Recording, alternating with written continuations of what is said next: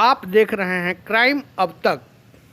भैया के स्थान पर भी जबरदस्त आंदोलन हुआ, वहां जेल तोड़ दी गई, बागियों ने बगावत बैरिया पर पूरा नियंत्रण पा लिया। दूसरे दिन वहां के बागियों ने बलिया कलेक्टरी पर से भी झंडा हटा दिया ब्रिटिश हुकूमत का, और वहां भी तिरंगा झंडा लहराकर कलेक्टर को कुर्सी से हटाकर कलेक्टर की कुर्सी पर चित्तू पांडे जो वीरों का नेतृत्व कर रहे थे उनको डिक्टेटर कलेक्टर बना करके उस कुर्सी पर बैठा दिया। 13 दिनों तक ये बलिया और गाजीपुर का ये क्षेत्र ब्रिटिश हुकूमत से मुक्त हो चुका था, आजाद हो चुका था। 13 दिनों के बाद फिर से ब्रिटिश हुकूमत और उसकी सेना इस क्षेत्र पर नियंत्रण पा सकी और वो संघर्ष अंततः जारी रहा और फिर देश 1947 में 15 अगस्त को आजाद हुआ। तो इस तरह से इस माटी में जन्म लेने वाले उन वीरों की गाथाओं को सुन करके हमारे नौजवानों में आज भी वो जज्बा है। हम गर्व के साथ कह सकते हैं कि आजादी की लड़ाई ही में नहीं, आजादी की लड़ाई के बाद भी जब कभी देश की सीमाओं पर संकट की घड़ी आई, चाहे 1947 के दिसंबर में जब कबायलियों ने, पाकिस्तान की सेना ने कश्मीर पर आक्रमण करके झांगर घाटी को और नौशेरा को अपने कब्जे में लिया, उस दौर में भी गाजीपुर की मातृभूमि में जन्म लेने वाले लोग भारतीय सेना का नेतृत्व करके कश्मीर के नौशेरा को फिर से जीत करके भारत का अंग बनाने में और झांगर घाटी को फिर से कब्जा करके भारत का हिस्सा बनाने में अपने प्राणों की भी आहुति दी। और उस वीर का नाम, जिसे पहला महावीर चक्र मिला, वो ब्रिगेडियर उस्मान साहब भी इस धरती से ताल्लुक रखते हैं। उसके बाद भी जब भी कभी लड़ाई हुई सीमाओं पर, चाहे 62 में चाइना की लड़ाई, चाहे 65 में पाकिस्तान के खिलाफ लड़ाई, चाहे 71 में जब नया बांग्लादेश एक राष्ट्र अस्तित्व में आया, या अभी कारगिल के युद्ध तक, जब कभी भी सीमाओं पर, भारत माता की सीमाओं पर कोई संकट की घड़ी आई है, गाजीपुर के वीरों ने हमेशा बढ़ चढ़ के योगदान दिया, बलिदान दिया और मातृभूमि की रक्षा करने का काम किया। ये क्षेत्र कई मामलों में पिछड़ा हुआ है, उपेक्षित रहा है, और सबसे ज्यादा अच्छे खिलाड़ी हैं इस क्षेत्र में, अच्छे पढ़ने वाले बच्चे और बच्चियां हैं इस क्षेत्र में, लेकिन इसका प्रबंध आज तक आजाद भारत की सरकारों ने, एक स्पोर्ट्स कॉलेज अगर गाजीपुर को मिल जाता तो मैं गंगे के चोट पे कहता हूं कि गाजीपुर का नौजवान विश्व में भारत का नाम ऊंचा कर देता, लेकिन आज तक एक स्पोर्ट्स कॉलेज नहीं मिला।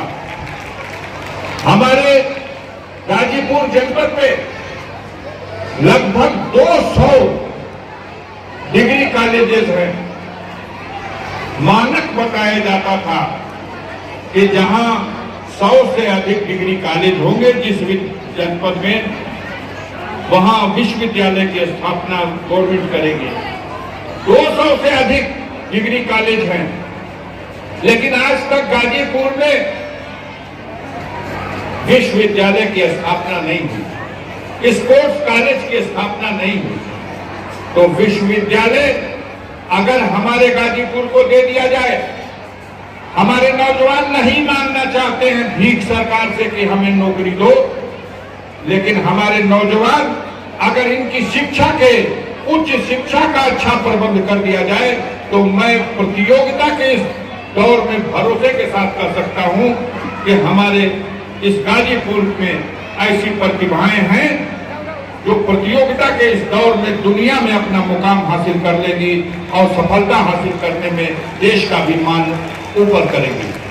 हम बड़े आभारी हैं आप सबके, महानुभावों के, कि आप लोगों ने बहुत समय दे करके बैठ करके इस कार्यक्रम को सफल बनाने में ही बनती है। बेटियां कटार भी लेती है, बेटियां राइफल भी लेती है, बेटियां पायलट भी बनती है, बेटियां शस्त्र भी चलाने लगी, बेटियां जज होने लगी, बेटियां सब कुछ होने लगी। एक बहुत बड़ी परिवर्तन की आदि है जहां बेटियां सेना में भर्ती होने लगी। हमारे इलाके में मनिया में 2 बच्चियां सेकेंड लेफ्टिनेंट हो गई, जज हो गई, 4 बच्चियां जज हुई है। मेरे इलाके में भाई वीरेंद्र जी ने भी एक दिन स्वागत किया था। इसलिए आने वाला कल, अब ये मत सोचो कि केवल बेटों का युग है। आने वाला कल यदि हम सचेत नहीं हुए तो बेटियां कोसों कोसों कोसों दूर चली जाएगी, आपकी तकदीर और तस्वीर की फैसला करने लगेगी। अभी लोकसभा में प्रधान होने लगी, प्रमुख होने लगी, जिला पंचायत अध्यक्ष होने लगी।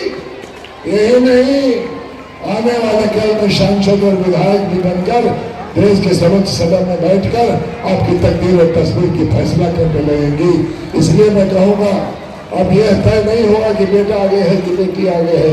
जो तेज चलेगा, जो आगे चलेगा, जो मजबूती के साथ खड़ा होगा, वही आगे बढ़ेगा। ये इतिहास का विषय वस्तु है। मैं पुनः क्षमा मांगते हुए मैं विनम्र से आया, लेकिन मोहम्मदाबाद मेरे दिल में है। मोहम्मदाबाद की बहादुरी, मोहम्मदाबाद की सरजमी, हमेशा गाजीपुर के बच्चा लोग इस मिट्टी को सलाम ही नहीं करता है, गले से लगाकर आने वाली नस्लों को एक नया दस्तावेज देने का काम करता है। इसलिए मैं पुनः क्षमा के साथ अपनी बात खत्म करते हुए, जैसा भाई अफजाल साहब ने कहा, क्या नहीं बचा जो उन्होंने नहीं कहा। भाई वीरेंद्र जी ने भी कहा होगा, भाई गोपाल जी ने भी कहा होगा, भाई उमाशंकर जी ने भी कहा होगा, जितने हमारे इलाके के लोग हैं सबने कहा होगा। यही विषय वस्तु है। जो नस्ले, जो जमात, जो कतार, जो टाट अपने पुरखों को याद नहीं करती, वो हमेशा हमेशा के लिए दफन हो जाती है। इसलिए भाई अफजाल साहब ने 25 तारीख इसलिए याद दिलाते हैं, इसी 25 तारीख के दिन मुख्तार साहब पैदा हुए थे। तो देश की जंग आजादी की लड़ाई में राष्ट्रीय कांग्रेस, जो कांग्रेस आजादी की लड़ाई के कतार की सबसे मजबूत पार्टी थी, उसके राष्ट्रीय अध्यक्ष बनने का सौभाग्य मिला। गांव का बेटा इस मुल्क की तकदीर और तस्वीर के लिए बेटा बना। ये हर साल 25 भाई अफजाल साहब ने कहा, इसी में से पता न कौन दोबारा मुख्तार अंसारी पैदा होगा, कौन अफजाल होगा, कौन मन्नू होगा, यही 25 तारीख तय करेगा। इन्हीं बातों के साथ बहुत बहुत धन्यवाद। जय हिंद, जय समाजवाद। आप देख रहे हैं क्राइम अब तक।